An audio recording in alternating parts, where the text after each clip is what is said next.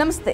వైఎస్ఆర్సీపీకి చెందిన నేతల్లో భారీ మార్పులు జరుగుతున్నట్లుగా తెలుస్తుంది. ఇటీవలే ఎన్నికల్లో దారుణంగా పార్టీ ఓడిపోవడంతో ఆ కోటరి నేతలే కారణమని అధ్యక్షుడు జగన్ తప్ప మిగతా వారంతా ఎప్పటి నుంచో కోడే కూశారు. కానీ జగన్ రెడ్డి వారి మాటలను అస్సలు పట్టించుకోలేదు. తన చుట్టూ ఉన్న ముగ్గురు నలుగురు నేతల మాటలనే చెవికెక్కించుకునేవారు. తీరా ఎన్నికలు ముగిసిన తర్వాత వచ్చిన ఫలితాలతో పోస్ట్ మార్టం రిపోర్ట్ తెప్పించుకున్న జగన్ అప్పుడు రిలీజ్ అయినట్లు తెలిసింది.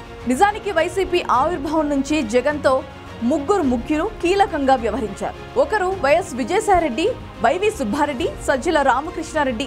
వీరు ముగ్గురు వైసీపీ అధికారంలో ఉన్న సమయంలో ప్రభుత్వంలో సజ్జల, ఢిల్లీలో విజయసాయిరెడ్డి, పార్టీ వ్యవహారాల్లో వైవి సుబ్బారెడ్డి తమ హవా కొనసాగించారు. విజయసాయిరెడ్డికి తొలుత ఉత్తరాంధ్ర, ఆ తర్వాత నెల్లూరు, ప్రకాశం బాధ్యతలను జగన్ కేటాయించారు.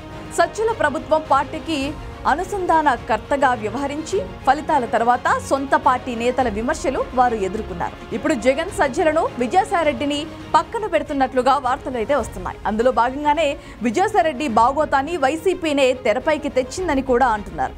నిజానికి ఇలాంటి అనుమానం తొలుత విజయసాయిరెడ్డి వ్యాఖ్యల కారణంగానే కలిగింది. తనపై అక్రమ సంబంధాల ఆరోపణలు చేయడంలో సొంత పార్టీ నేతలు అయినా సరే ఆయన్నే వదిలిపెట్టే ప్రసక్తే లేదని తేల్చి చెప్పారు. అలా వైసీపీ అగ్రనేతలపై కూడా విజయసాయిరెడ్డి అనుమానం వ్యక్తం చేయడం చర్చనీయాంశమైంది.